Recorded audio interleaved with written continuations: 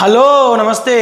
मैं दरवेश आनंद आप सभी विद्यार्थियों का पुनः एक बार दरवेश आनंद ऑनलाइन यूट्यूब चैनल पर स्वागत करता हूं। बाबू, आज हम 12 फिजिक्स का अध्याय 6 सरल परिपथ सिंपल सर्किट चैप्टर के अंतर्गत बिहार बोर्ड के द्वारा 16 वर्षों में जो प्रश्न पूछे गए हैं, अर्थात 16 वर्षों का जो PYQ है, प्रीवियस ईयर क्वेश्चन है, उसको देखने वाले हैं। समय को बचाते हुए हम चैप्टर 6 में जितने भी प्रश्न पूछे गए हैं, आइए हम उसको देखते हैं। बाबू, इसमें हमारा पहला प्रश्न मिलेगा कि दिए गए परिपथ में I का मान ज्ञात कीजिए। आपके सामने एक परिपथ दिखाई दे रहा होगा, इसमें I का मान ज्ञात करना है ना। तो ये I का मान किरचॉफ के प्रथम नियम अर्थात संधि नियम से हम निकाल सकते हैं। संधि नियम कहता है कि किसी भी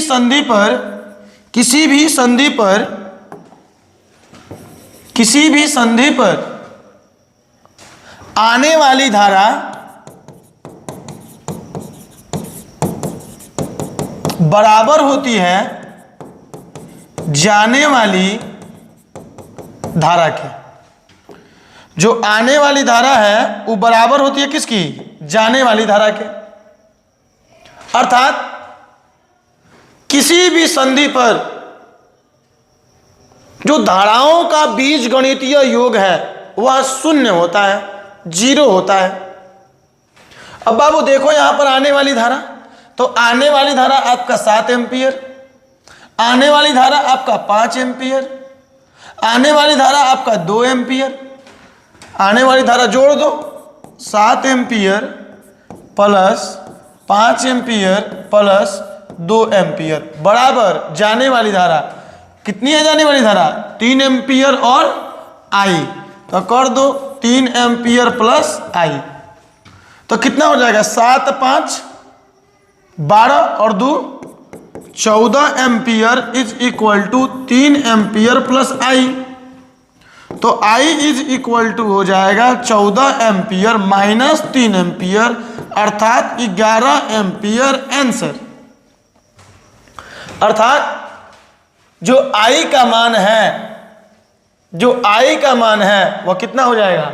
11 एम्पियर, है ना। उम्मीद है कि आपको समझ में आया होगा। यह प्रश्न कब पूछा गया था भाई? तो यह प्रश्न बिहार बोर्ड के द्वारा 2012 में पूछा गया था। चलिए हम आगे बढ़ते हैं दूसरे प्रश्न पे। क्या है दूसरा प्रश्न? कि विद्युत परिपथ के किसी बिंदु पर सभी धाराओं का बीजगणितीय योग कितना होता है? बीजगणितीय योग 0 होता है। आने वाली धारा जाने वाली धारा के बराबर होती है, अर्थात कुल धाराओं का योग कितना होता है? 0 होता है। आगे बढ़ो भाई। वैद्युत संबंधित किरचॉफ का द्वितीय नियम संबंध रखता है, किससे रखता है भाई? तो ऊर्जा संरक्षण से। किससे रखता है? ऊर्जा संरक्षण से। तो आपका ऊर्जा संरक्षण ऑप्शन नंबर C सही हो जाएगा। चलिए बढ़ते हम आगे। कितना नंबर? 4 नंबर। कि विद्युतीय नेटवर्क के लिए किरचॉफ के दोनों नियमों को लिखें। अरे भाई चलो, प्रथम नियम क्या है? प्रथम नियम हो तो प्रथम नियम है बाबू कि किसी विद्युत परिपथ में लिख देते हैं विद्युत परिपथ में किसी भी संधि पर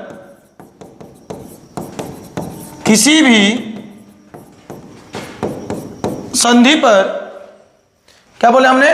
कि किसी विद्युत परिपथ में किसी भी संधि पर मिलने वाली समस्त विद्युत धाराओं का योग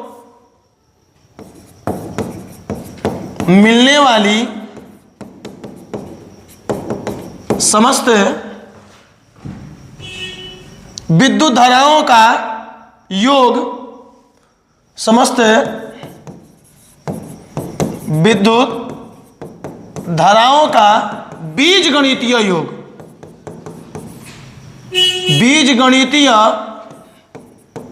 योग कितना होता है? शून्य होता है। यह किरचॉफ का प्रथम नियम है, अर्थात sigma I is equal to 0। यह किरचॉफ का प्रथम नियम है।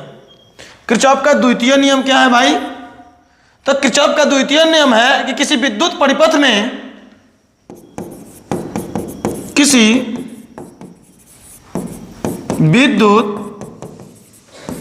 में बंद पास के विभिन्न भागों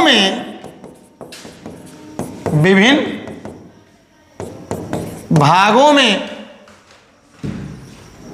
प्रवाहित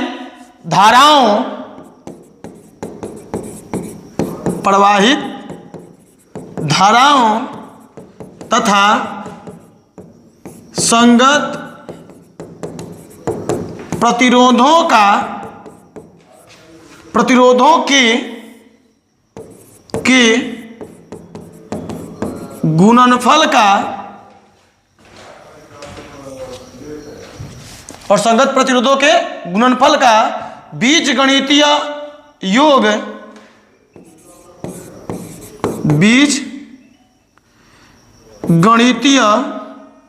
माफ कीजिए,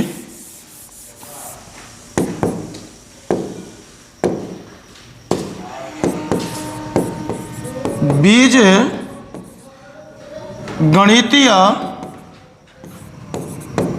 योग और पास में उपस्थित विभिन्न विद्युत वाहक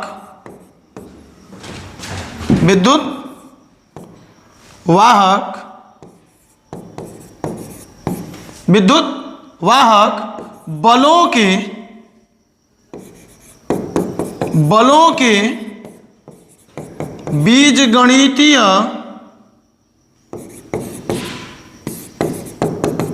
योग के बराबर होता है। क्या है? ध्यान से समझिएगा। यहां पे किसी विद्युत परिपथ में बंद पास के विभिन्न भागों में प्रवाहित धाराओं I तथा संगत प्रतिरोधों के गुणनफल का बीजगणितीय योग अर्थात सिग्मा मतलब योग होता है, जोड़ होता है, योग और उस पास में उपस्थित विभिन्न विद्युत वाहक बलों किसे लिखते हैं? ई से। विभिन्न विद्युत वाहक बलों के बीजगणितीय योग के बराबर होता है। यह किरचॉफ का द्वितीय नियम है। कोई दिक्कत?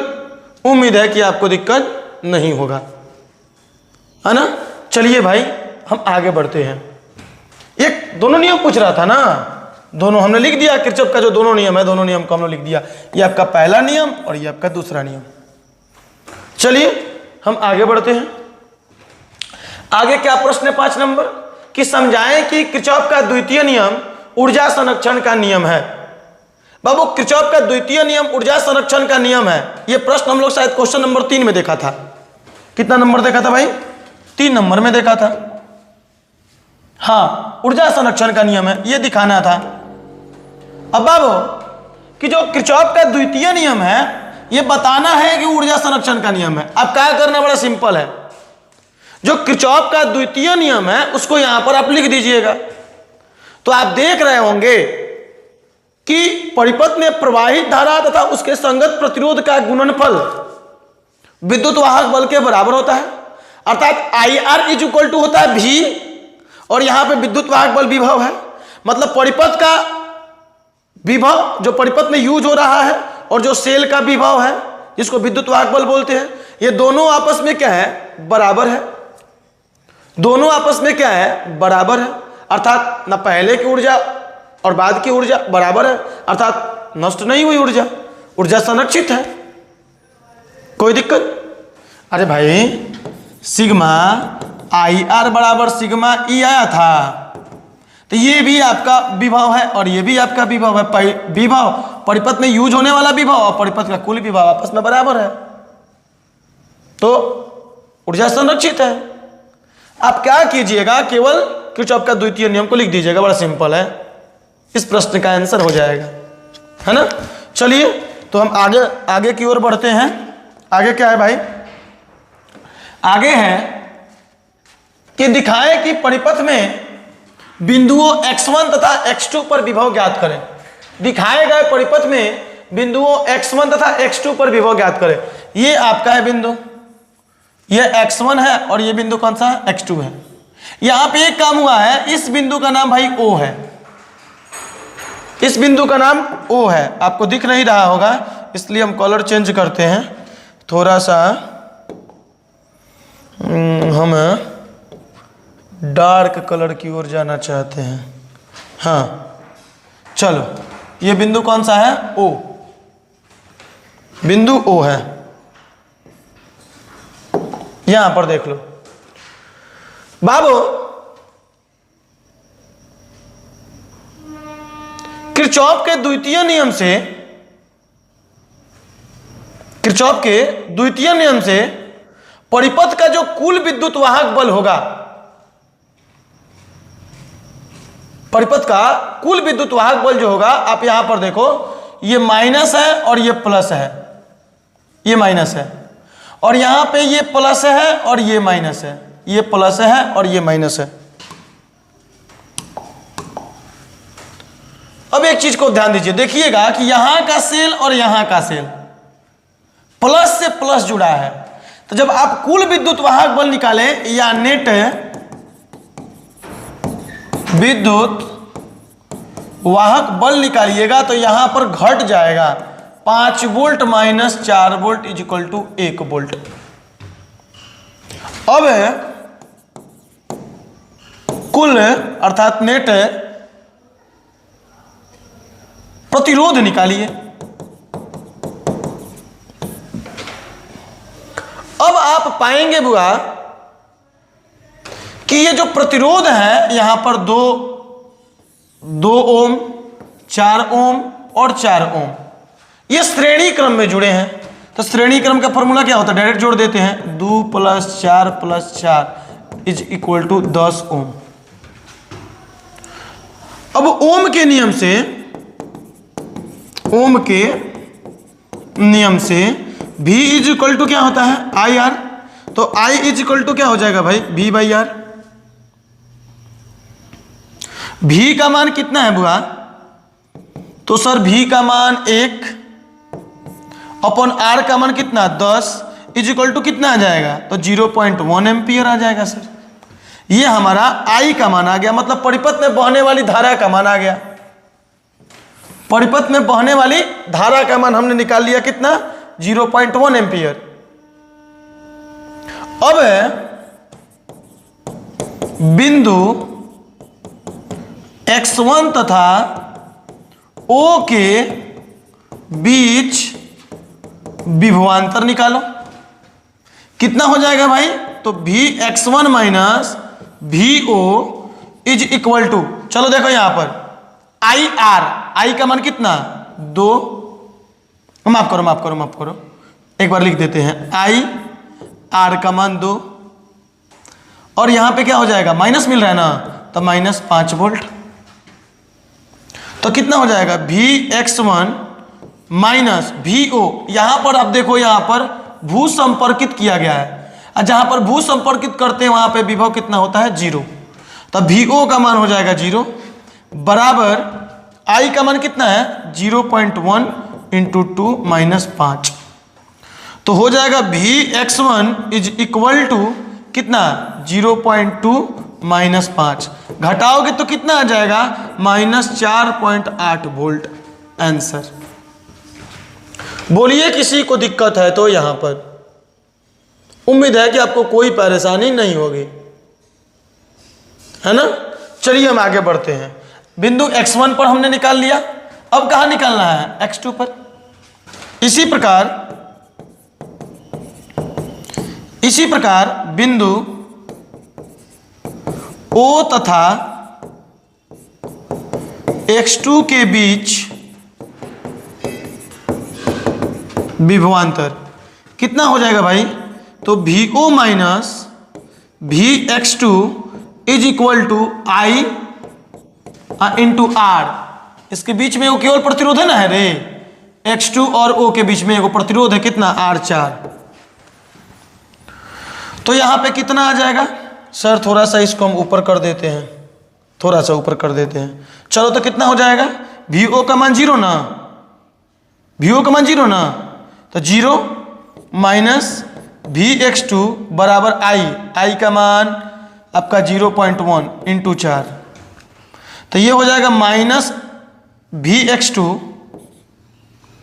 ये X2 है, VX2 बराबर 0.4, अर्थात यहां पर VX2 का मान कितना हो जाएगा? Minus 0.4 volt. आंसर देख लो। उम्मीद है कि आपको कोई परेशानी नहीं होगी, समझ में आया होगा।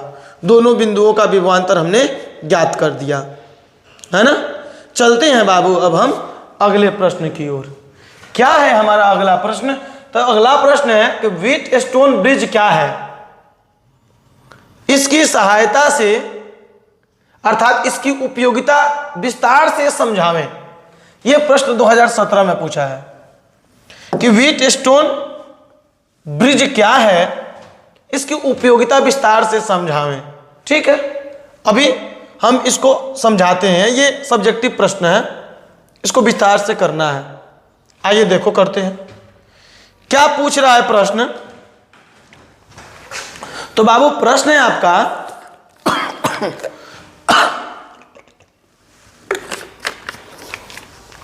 एक मिनट क्षमा चाहेंगे।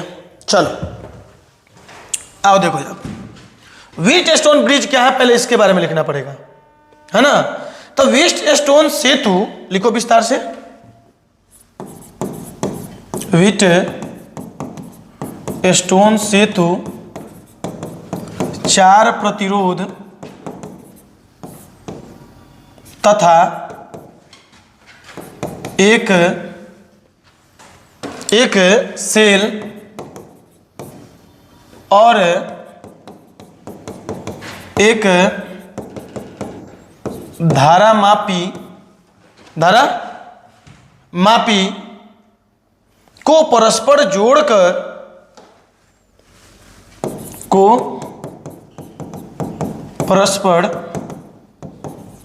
जोड़कर एक विशेष परिपथ तैयार किया गया, एक विशेष परिपथ तैयार किया गया जिसकी सहायता से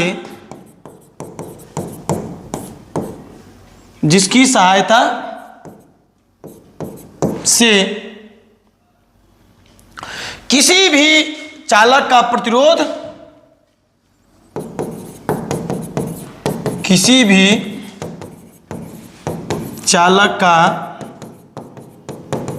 प्रतिरोध ज्ञात किया जा सकता है। ये आपका जवाब हुआ व्हीटस्टोन ब्रिज क्या है इसकी। अब इसकी उपयोगिता समझाने के लिए इसको प्रूफ करना पड़ेगा। चलिए करते हैं भाई। तो बाबू 4 प्रतिरोध, 1 2, माफ करो थोड़ा सा और अच्छा बनाने की कोशिश करते हैं। 1 2 3 4 प्रतिरोध, 1 सेल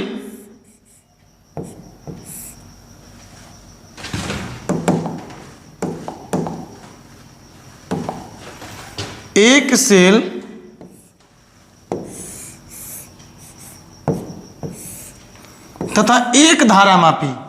यहां पर एक गैल्वेनोमीटर लगाया जाता है, परंतु हम पढ़ने के लिए यहां पर गैल्वेनोमीटर को ना लगा करके हम यहां पर भी प्रतिरोध ही लगा दे रहे हैं। मान लेते हैं कि इस सेल का विद्युत वाहक बल E है, इसका प्रतिरोध आपका R1 है, इसका R2 है, इसका R3 है, इसका R4 है और इसका R5 है। ये हमने मान लिया। अब यदि हम इसमें धारा डिस्ट्रीब्यूशन को समझाएं तो मान लेते हैं कि ई विद्युत वाहक बल का सेल I धारा प्रवाहित करता है, अर्थात यहां पर I धारा आती है। अब I धारा यहां पर दो रास्ता होने के कारण दो भागों में बढ़ जाती है, इधर जाती है I1 और इधर जाती है I2। अब बाबू यहां पर तो धारा हमारी I1 आएगी, अब ये यहां पर फिर ये I1 धारा दो भागों में बटेगी। यहां पर मान लेते हैं ये I1 I2 हो गया ना, तो I1 I2 दो धारा हो चुका है। अब ये I1 जाएगा तो यहां पर दो रास्ता होने के कारण यहां भी बटेगा। मान लेते हैं कि इसमें कितना आया I3। अब आप कहिएगा कि सर इसमें मान लीजिए I4, तो I4 मानना बाबू अब मूर्खता हो जाएगा। कितना आप वेरिएबल मानोगे? तो हम यहां एक चालाकी करते हैं, टोटल धारा कितना आई है I1, इधर की ओर कितना निकल गई I3, तो इधर कितना निकलेगी? जितना बचेगी I1 में से उतना ही ना, तो I1 माइनस I3 करके लिख लेते हैं। अब यहां पर देखो, यहां पर कितना आती है I2 और इधर से कितना आती है I3, मतलब इधर की ओर कितना जाएगी I2 प्लस I3। अब यहां पर कितना जाएगी, तो यहां पर I जाएगी। आइए देखते हैं कैसे I जाएगी। बाबू इधर से आ रही है I1 प्लस I3, माफ करो माइनस I3, और इधर से आ रही है I2 प्लस I3। देखो ना, माइनस का I3 प्लस का I3 कट गया, कितना बचा I1 प्लस I2, और I1 plus I2, I1 plus I2 कितना होता है I, तो I1 प्लस I2 I, मतलब इधर की धारा कितना जा रही है I, मतलब कि हमारा धारा डिस्ट्रीब्यूशन सही है, हमने कहीं गलती नहीं किया है। अब बाबू यहां पर देखो, अब हम क्या करेंगे कि अब बंद पास किरचॉफ का नियम लगाएंगे, किरचॉफ का द्वितीय लॉ। बंद पास किसके लिए नाम दे देते हैं, चलो इसका नाम देते हैं हम A B C D, है ना। तो अब करते हैं बंद पास A B D A, बंद पास A B D A के लिए क्या हो जाएगा भाई, A से B जा रहे हैं, A से कहां जा रहे हैं B, तो A से B जा रहे हैं और धारा भी इधर जा रही है, सेम दिशा में है, इसलिए हम माइनस लिखेंगे, और विपरीत दिशा में जाएंगे तो प्लस लिखेंगे। चलो तो धारा कितना I1, प्रतिरोध कितना R1, A से B चले गए। अब B से कहां जाना है, अब B से जाना है D, तो B से D जाइए, फिर धारा के ही दिशा में जा रहा है तो माइनस कितना धारा I3, प्रतिरोध कितना R5। अब फिर D से जा रहे हैं A, D से A जा रहे हैं तो धारा आ रही है नीचे, हम जा रहे हैं ऊपर विपरीत दिशा, प्लस कितना धारा जा रही है I2, कितना प्रतिरोध में I2 बराबर 0। अब बाबू एक चीज यहां पे मान लो, यदि बस कुछ समय के लिए मान लो, यदि I3 बराबर 0, I3 का मान हम 0 ले लिए तो कितना हो जाएगा माइनस I1 R1, और ये कितना हो जाएगा 0, plus I2 is equal to 0। अब इसको आप इधर ले जाइए तो हो जाएगा I2 बराबर I1 R1।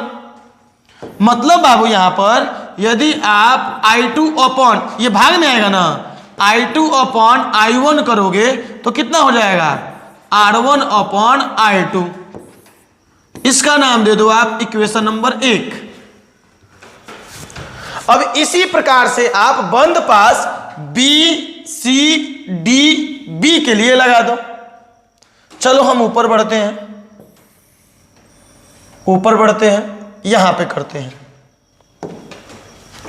इसी प्रकार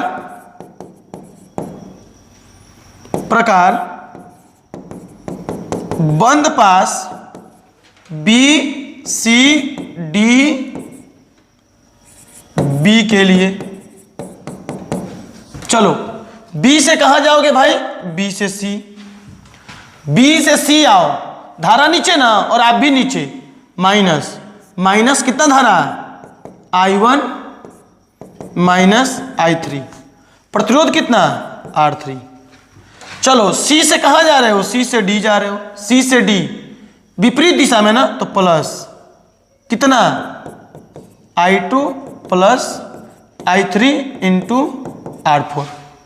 फिर डी से कहां जाओगे? बी। डी से बी विपरीत ना, तो प्लस कितना?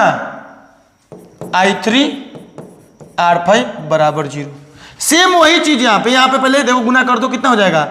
माइनस का हो जाएगा I1 R3, minus minus plus का I3 R3, प्लस का I2 R4, प्लस का I3 R4, प्लस का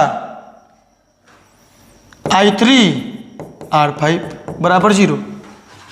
यदि I3 बराबर 0 तो जो I3 वाला है ये सब 0 हो जाएगा। बचेगा कौन सा? तो सर जी बच जाएगा हमारा ये माइनस का I1 कहाँ है? अच्छा हाँ, I1 R3 माइनस का, और एक बचेगा ये प्लस का I2 R4। देखो यहां पर I2 R4 is equal to 0। तो कितना हो जाएगा बताइए? तो यहां पर इसको उधर ले जाइए तो हो जाएगा आपका I2 R4 is equal to I1 R3। I1 गुना में है ना, इधर भाग में आएगा, तो I2 upon I1 is equal to R3, ये इधर आया ना, हाँ, तो R3 अपॉन R4। ये इसका नाम दे दो इक्वेशन नंबर 2। देखो तो इक्वेशन 1 और 2 से I2 अपन I1 बराबर R1 अपन R2, I2 अपन I1 बराबर R3 अपन R4, अर्थात LHS बराबर है तो RHS क्या हो जाएगा? बराबर। चलो हम ऊपर चलते हैं भाई, चलो हम ऊपर चलते हैं। अब यहां पर समीकरण 1 तथा 2 से, समीकरण 1 तथा 2 से कितना हो जाएगा? R1 अपॉन I2 बराबर R3 अपॉन R4। अच्छा ये चीज जो है R1 upon I2 is equal to R3 upon R4, ये कब हो रहा था? तो एक कंडीशन लगाया जा रहा था यहां पर। क्या कंडीशन था? I3 बराबर 0। यही तो मेन चीज था जो इस चीज को लाया, इस संबंध को लाया। यही मेन था जिसके कारण से ये संबंध हमारा आ पाया, है ना। देखिए यहां पे बाबू, अर्थात संतुलन की अवस्था में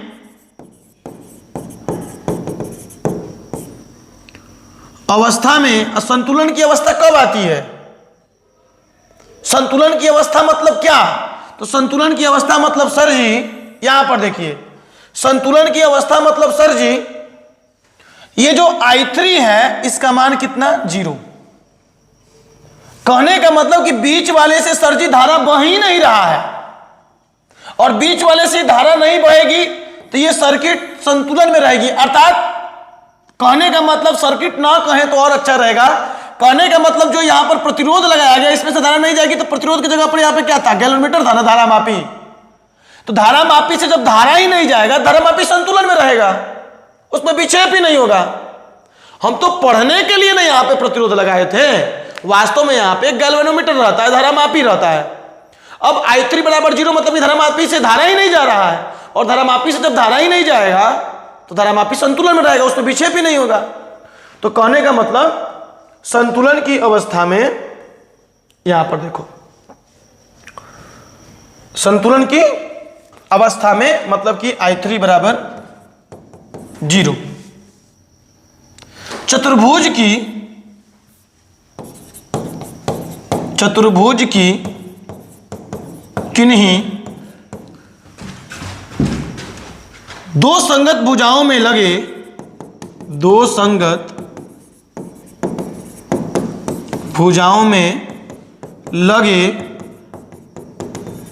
प्रतिरोधों का अनुपात शेष भुजाओं में लगे प्रतिरोधों के अनुपात के बराबर होता है। यह है आपका किरचॉफ का नियम। इसके द्वारा हम प्रतिरोध का मान ज्ञात कर लेते हैं। कोई दिक्कत? यह होता है। चलिए आगे बढ़ते हैं। 7 नंबर, 8 नंबर। क्या है 8 नंबर? कि किरचॉफ के नियमों को लिखें। अरे किरचॉफ का नियम हम लिख चुके हैं, बार बार तो नहीं लिखेंगे सर। एंड समझाएं, समझाने के लिए हमने लिख दिया था। किरचॉफ के नियमों को लिखे, दोनों नियम को लिख करके और लिखे थे ना, सिग्मा आई बराबर 0, सिग्मा आई आर बराबर सिग्मा ई। अरे बोलो ना, इसको आप ऐसे करके लिख दीजिएगा। चलो, इन नियमों का उपयोग कर व्हीटस्टोन ब्रिज के संतुलन की अवस्था प्राप्त करें। अभी जो हमने पिछले प्रश्न में किया था वो तो संतुलन की अवस्था को ही तो प्राप्त किया था, तो ऊपर वाला भी लिख दिया गया है और नीचे वाला भी बना दिया गया है। आप कर लेना, खुद से कर लेना पक्का। अरे खाओ ना विद्या कसम। अरे सर विद्या मेरी बीवी का नाम थोड़ी ना है, कसम खा ले सर। अरे बना लेना रे गधा, आपके लिए बोल रहा हूं, है ना। चलो बाबू आगे बढ़ते हैं। कितना नंबर? 9 नंबर। व्हीटस्टोन ब्रिज से मापा जाता है, व्हीटस्टोन ब्रिज से मापा जाता है उच्च तथा निम्न प्रतिरोध, अर्थात प्रतिरोध मापा जाता है। तो कौन सा प्रतिरोध? कुछ भी रहे, कम मान भी रहे, ज्यादा मान भी रहे, क्या फर्क पड़ता है सर? तो ऑप्शन नंबर कौन सा हो जाएगा? तो सर ऑप्शन नंबर सी हो जाएगा हमारा। ठीक है, चलिए हम आगे प्रश्न की ओर बढ़ते हैं। क्या है हमारा प्रश्न भाई? तो सर हमारा प्रश्न है, विभवमापी द्वारा दो सेलों के विद्युत वाहक बलों की तुलना के लिए व्यंजक प्राप्त करें। यह प्रश्न हमारा 2020 में पूछा गया है। अच्छा प्रश्न है सर। सर विभवमापी द्वारा दो सेलों के विद्युत वाहक बलों की तुलना के लिए सबसे पहले हमें एक परिपथ बनाना पड़ेगा। किसका परिपथ? तो विभवमापी का परिपथ। बाबू विभवमापी में 2 सर्किट होते हैं। पहला सर्किट का नाम है प्राथमिक सर्किट और दूसरे सर्किट का नाम है द्वितीयक सर्किट। विभवमापी का एक कॉन्सेप्ट होता है कि विभवमापी के में जितने भी सेल यूज की जाते हैं सबके धन टर्मिनल को एक साथ जोड़ा जाता है। देख लो बाबू, हमारे पास एक तार है AB। ये विभवमापी में जो तार यूज किए जाते हैं वो सामान्यतः 4 से 10 मीटर लंबाई के होते हैं। अब बाबू तार AB जो है इससे एक सेल जुड़ा हुआ है EP। EP मतलब प्राइमरी सेल, अर्थात प्राइमरी सेल का ये विद्युत वाहक बल है EP। एक धारा नियंत्रक के द्वारा जोड़ दिया गया है, यह है धारा नियंत्रक। ये जो हमने सर्किट बनाया ये है प्राथमिक परिपथ। अब बाबू द्वितीयक परिपथ में क्या होता है कि 2 सेल आते हैं, 2 तार ऐसे आएंगे, इनमें सेल लगेंगे। देखो ये प्लस है ना, तो इधर प्लस रहेंगे, ये प्लस रहेंगे, ये ऐसे आ गया। यहां पर एक द्विसर्पी होता है, द्विसर्पी। टू वे की, एक यहाँ पे पेच रहता है, एक यहाँ पे पेच रहता है और एक बीच में पेच रहता है। यहाँ से एक तार निकलेगा, एक गैल्वेनोमीटर लगेगा और ये ऐसे आते हैं और इसमें एक जॉकी लग जाता है। जॉकी ऐसे होता है, इस पेन की तरह जॉकी होता है। जॉकी को हम अपने हाथ से रिमूव कर सकते हैं एक स्थान से दूसरे स्थान की तरफ। ठीक है बुआ। अब हम क्या किए कि मान लेते हैं अभी दूसरा परिपथ का कोई यूज नहीं कर रहे हैं, ये है आपका द्वितीयक परिपथ, द्वितीयक परिपथ। अब हम क्या कर रहे हैं बाबू कि अभी द्वितीयक परिपथ का कोई यूज नहीं है। देखो कहीं सर्किट में नहीं सटा है, बस ऐसे पड़ा हुआ है। प्राथमिक सेल के कारण लिख दे रहे हैं, आपको विधिवत कर रहे हैं। माना प्राथमिक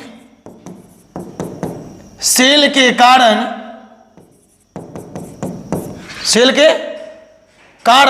तार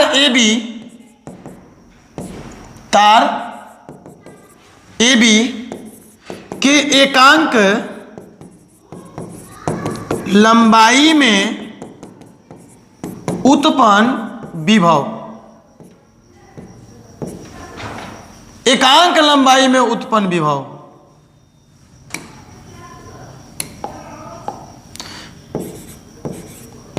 जो एकांक लंबाई में उत्पन्न विभव होता है उसे हम बोलते हैं विभव प्रवणता। विभव प्रवणता इधर लिख देते हैं। उत्पन्न विभव क्या होता है भाई? तो ये होता है विभव प्रवणता। मान लेते हैं ये विभव प्रवणता कितना है? 5। इस तार के कारण, माफ करो, इस सेल के कारण अर्थात प्राथमिक सेल के कारण इस तार AB के एकांक लंबाई में जो उत्पन्न विभव है कितना है? 5 है, जिसे हम विभव प्रवणता बोलते हैं। एकांक लंबाई में उत्पन्न विभव को विभव प्रवणता बोलते हैं। अब बाबू अलग अलग केस लेते हैं। केस 1 क्या? तो जब E1 विद्युत वाहक बल वाला सेल कार्य में लिया जा रहा है, जब E1 विद्युत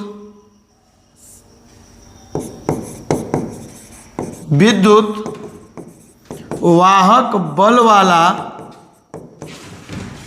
सेल कार्य में लिया जा रहा है। मान लेते हैं कि इस सेल का विद्युत वाहक बल E1 है और इस सेल का विद्युत वाहक बल E2 है। अब हो ये रहा है कि ये जो द्विसर्पी है, जो E1 सेल है, उसको हम इस परिपथ में जोड़ दे रहे हैं। तत्पश्चात हम इस जॉकी को पकड़ के ऐसे चेक कर रहे हैं कहां पर गैल्वेनोमीटर में विक्षेप 0 हो रहा है। गैल्वेनोमीटर में एक सुई होती है, धारा बहेगी तो विक्षेप होगा और धारा नहीं बहेगी तो विक्षेप नहीं होगा। तो देखा गया, इसे चेक करते रहे, चेक किए, पता लगा कि यहां पर जाकर के अर्थात A से जब लंबाई मापे तो L1 लंबाई पर, बाबू एक स्केल होता है ना, जिसके द्वारा हम पता कर लेते हैं कितना दूरी पर। मान लेते हैं कि L1 लंबाई पर यहां पर विक्षेप 0 हो गया। विक्षेप 0 हुआ, इसका मतलब क्या कि इसमें धारा प्रवाहित नहीं हो रहा है, I0 है। और धारा प्रवाहित कब नहीं होगा? तो जब किसी तार के दो बिंदुओं के बीच धारा प्रवाहित नहीं हो रहा है, इसका मतलब क्या होता है कि दोनों बिंदुओं के विभवांतर विभव जो है वो समान है, अर्थात विभवांतर 0 है। किसी एक बिंदु से दूसरे बिंदु पर धारा नहीं बह रही है, कब नहीं बहेगी, किस स्थिति में नहीं बहेगी? तो जब दोनों बिंदुओं का विभव समान हो, अर्थात विभवांतर 0 हो।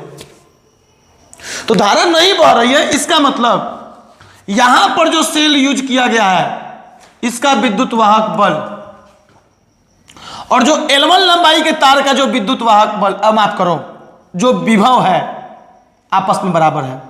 मतलब इस सेल का विभव और इस L1 लंबाई के तार का विभव बराबर होगा, तब इस गैल्वेनोमीटर में विक्षेप नहीं होगा, मतलब कि धारा नहीं बहेगा।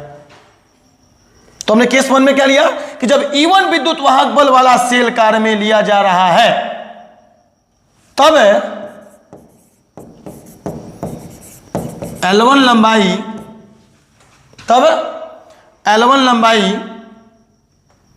पर I बराबर 0 और L1 लंबाई पर I बराबर 0। इसका मतलब क्या हुआ रे भाई?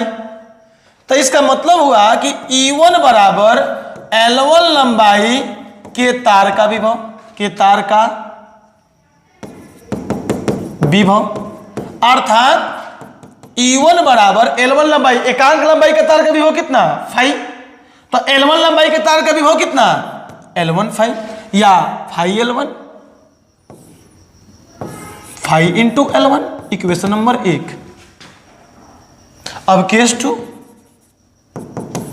जब E2 विद्युत वाहक बल वाला सेल कार्य में लिया जा रहा हो तब अब क्या कर रहे हैं कि इसको डिस्कनेक्ट कर दे रहे हैं, इसको डिस्कनेक्ट कर दिए और डिस्कनेक्ट करके E2 वाले सेल को हम इस परिपथ में जोड़ दिए। अब धारा यहां से प्रवाहित ऐसे होगी और तब इस कुंजी को माफ करो, ये जॉकी को पकड़ के चेक कर रहे, तो चेक कर रहे तो पता चला कि यहां पर आकर के अर्थात कहां L2 लंबाई पर आकर के विक्षेप 0 हो गया, मतलब धारा 0। तब कितना दूरी पर L2 लंबाई पर I बराबर 0। और ये 0 कब होगा बाबू? E2 बराबर L2 लंबाई के तार का विभव, मतलब कि E2 बराबर phi into L2, equation number 2। अब तुलना करने के लिए क्या कर दो? भाग लगा दो, समीकरण 1/2। अरे क्या कर रहे हैं? इनके विद्युत भाग बोलो कि तुलना करनी है ना, और तुलना करनी है तो भाग लगा दो। कितना हो जाएगा बोलो?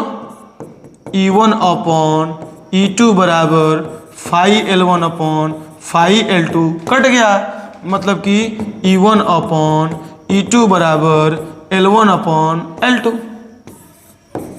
बोलो ना, बोलो ना।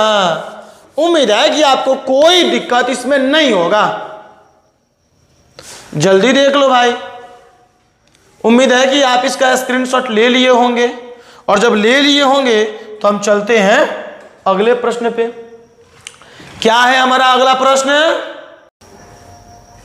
विभवमापी से मुख्यतः क्या मापा जाता है? तो बाबू विभवमापी से क्या मापा जाता है? विभवांतर। ऑप्शन नंबर सी सही हो जाएगा हमारा, है ना। चलिए आगे बढ़ते हैं। क्या है भाई? अगला प्रश्न है कि किसी विभवमापी की संवेदनशीलता को बढ़ाने के लिए, तो किसी विभवमापी की संवेदनशीलता को बढ़ाने के लिए ध्यान दो, विभवमापी की विभव प्रवणता जितनी कम की जाएगी बाबू, उसकी संवेदनशीलता उतनी ही ज्यादा होगी। ये ध्यान रखना। विभवमापी में जो तार यूज की जाती है उसकी विभव प्रवणता जितनी कम की जाएगी, उसकी विभव प्रवणता जितनी कम की जाएगी उतनी ही बाबू संवेदनशीलता बढ़ जाएगी। तो क्या हो जाएगा धन? तो यहां पर हो जाएगा आपका, ध्यान दो, फाई इज इक्वल टू, विभव प्रवणता को फाई से लिखते हैं, phi is equal to I into rho. Rho है जो एकांक है लंबाई के तार का प्रतिरोध। तो ये हो जाएगा फाई बराबर आई इंटू आर अपॉन एल।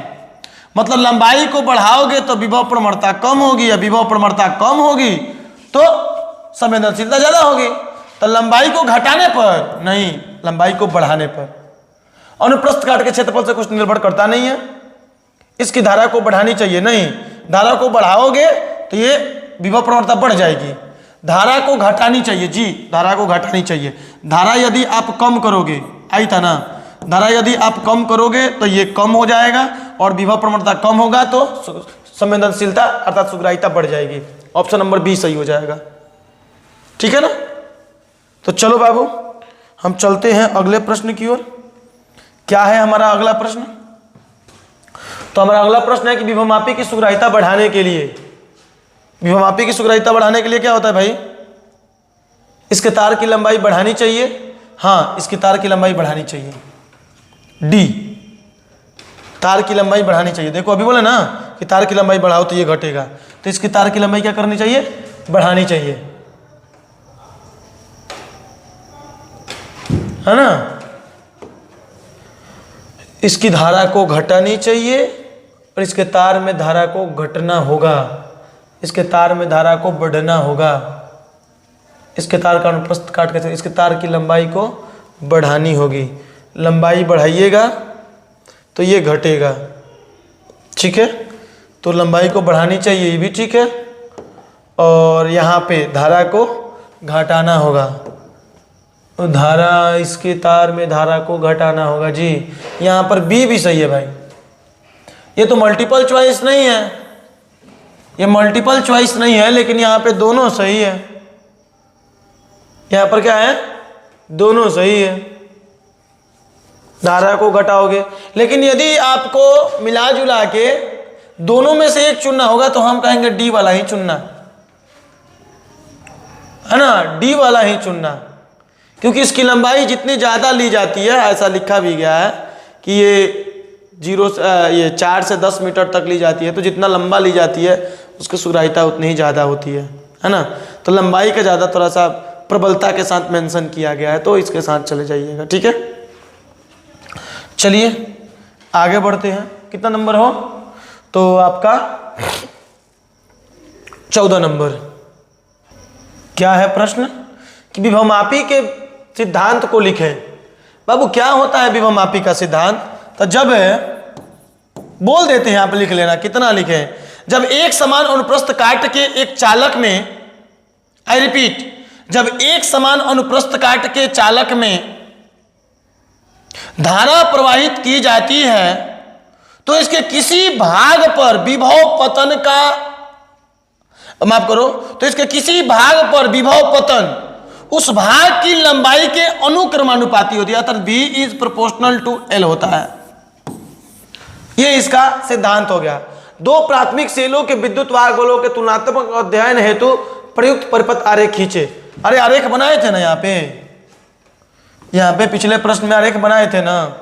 यहाँ पे कहाँ गया रे भाई? हाँ, ये आरेख बना है ना, ये परिपथ आरेख आप वहाँ पे बना दीजिएगा, आपका काम हो जाएगा। ठीक है, चलिए आगे। विभवमापी के दो उपयोगों को लिखें। हाँ लिख दो। 1 नंबर क्या? सेल का आंतरिक प्रतिरोध, सेल का आंतरिक प्रतिरोध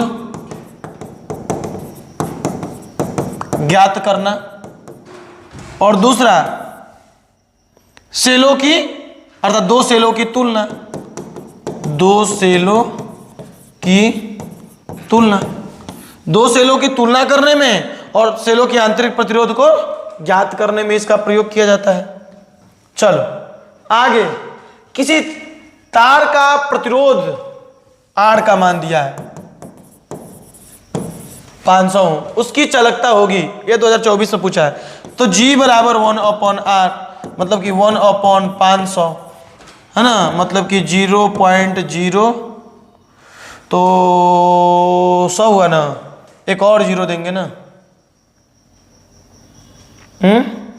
पॉइंट दिए तो 1 0, ठीक है, फिर जीरो के बदला 1 0, फिर जीरो के बदला 1 0, हाँ, तो 500 दूनी तो 2, इतना ओम इनवर्स।